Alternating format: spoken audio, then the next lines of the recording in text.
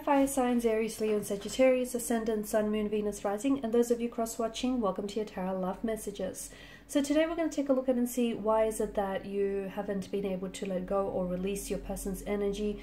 What still makes you, what still keeps you holding on, or what still has you so attached to them. This is going to be a general reading, guys, so please just keep that in mind. If you're after a personal tarot reading with myself, please feel free to reach out and inquire. I will list my email address just below the video. Otherwise, guys, let's go ahead and see, what is it that keeps you holding on? What is it that prevents you from letting go?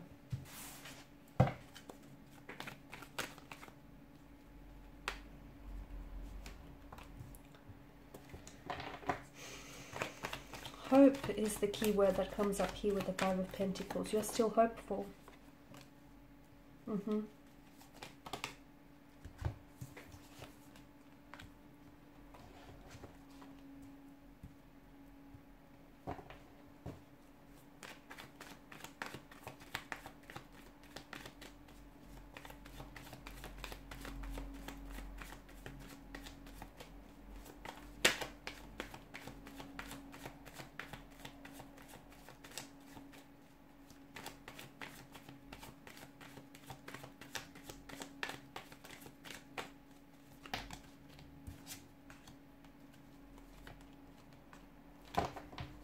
Bottom of the deck, you have the Page of Wands. Okay, you've got 3 out of 4 pages here. I feel like a lot of you are still you're holding on to a sense of hope, and in holding on to hope, it's what keeps you being unable to detach from them. It's what keeps you holding on, okay? Because hope is all you have, even if you have nothing at all.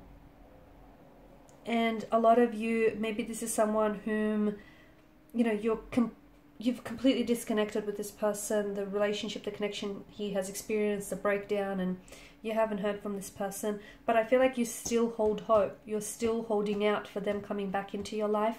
You're still holding out from hearing from them. You're still holding a space in your heart for this person, and also in your life. You're holding a physical space in your life for them to come back and reconnect, reconcile, hopefully revive or rejuvenate this relationship with you. You're holding on to this person. You're holding on to them, to their energy here. You're holding on to what you had, and even what you could have had. And I feel like for a lot of you, that's what's preventing you from moving forward. It's all the things that the two of you spoke about having one day, the life that you guys have built up in your mind's eye, the visions that you've had for one another and for each, for the future here. It's that, and there may have been visions, but there are also illusions. So you're holding on to the illusion of what could have been, and that's what's keeping you from moving forward. And look, for some of you, there may still be hope. And it's hard, it's going to be a little bit hard to move on from something when there is still hope in the situation, right? And I feel like for a lot of you, that's the very thing that keeps you holding on. Because you're hopeful that one day you guys will reconnect, that everything will just work itself out, and it'll fall back into its place, even though the circumstances may look very doom and gloom, but you're still hopeful that everything is going to work itself out. You're also romanticizing this person or the situation. And when you put someone up on a pedestal, you instantly create a separation between yourself and this energy, okay? So a part of you is romanticizing, like you're looking at the situation and you're seeing what you want to see rather than what's really there. And maybe that works hand in hand with you holding out hope.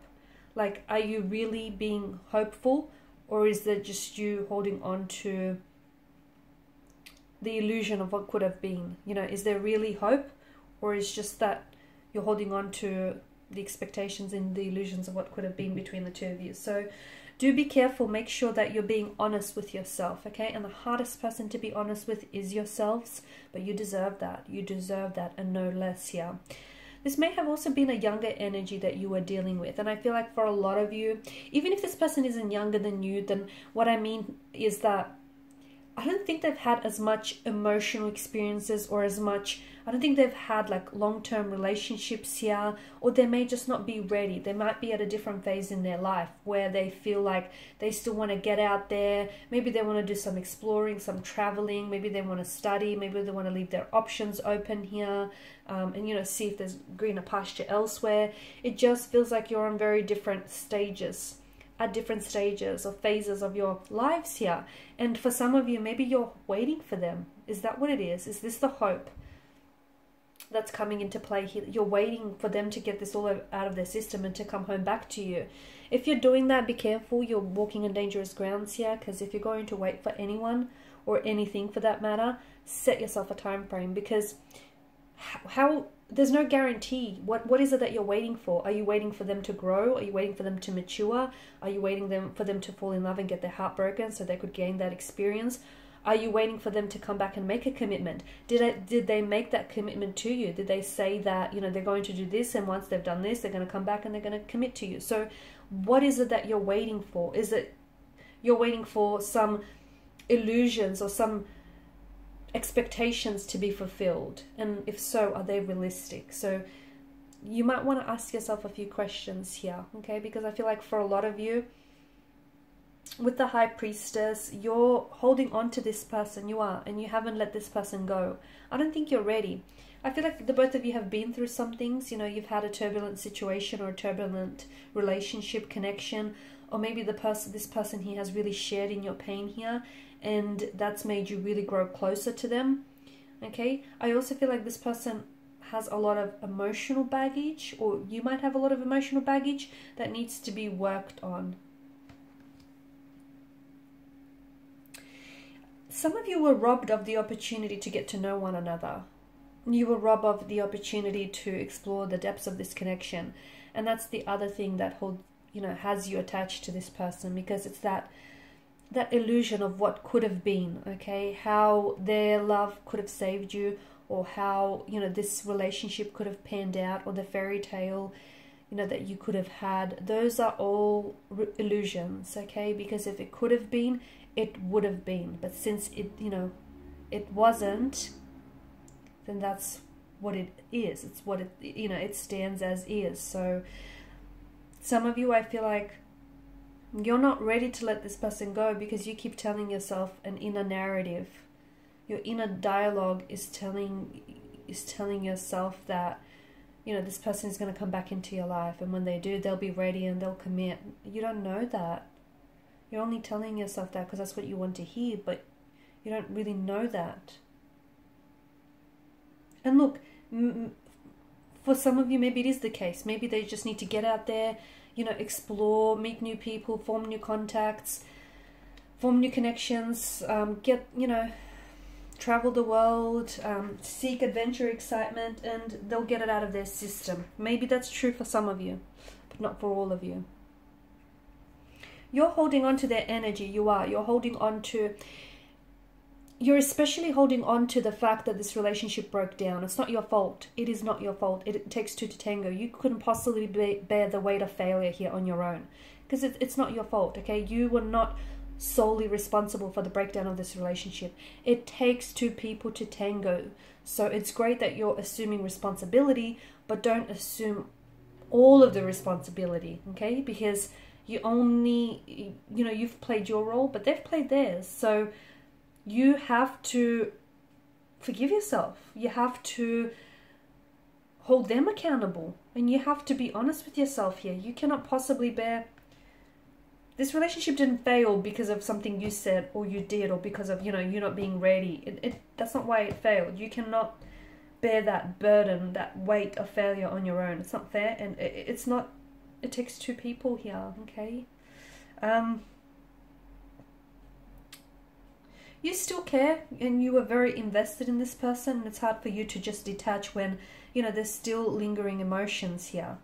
But if I feel like what will help is stop. Okay, this might sound a bit blunt, but don't repeat this negative dialogue that you keep telling yourself. Stop that. you know, why it didn't work out and how different things could have been and all the things that you could have had. Again, if it could have been, guys, it would have been. I know it's painful to hear, but stop telling yourself that inner dialogue, because it's not your fault. And, you know, it doesn't fall upon you. And emotions need to be accompanied by mental activity, you know, by a mental narrative. And you keep telling yourself a mental narrative that then feeds your emotions. Once you let go of this mental narrative, you will then be able to release this person and these emotions. Alright guys, and these are your messages. Thank you, as always, for watching, listening. Please show your support by subscribing to the channel, by liking, sharing, or commenting. Bye for now.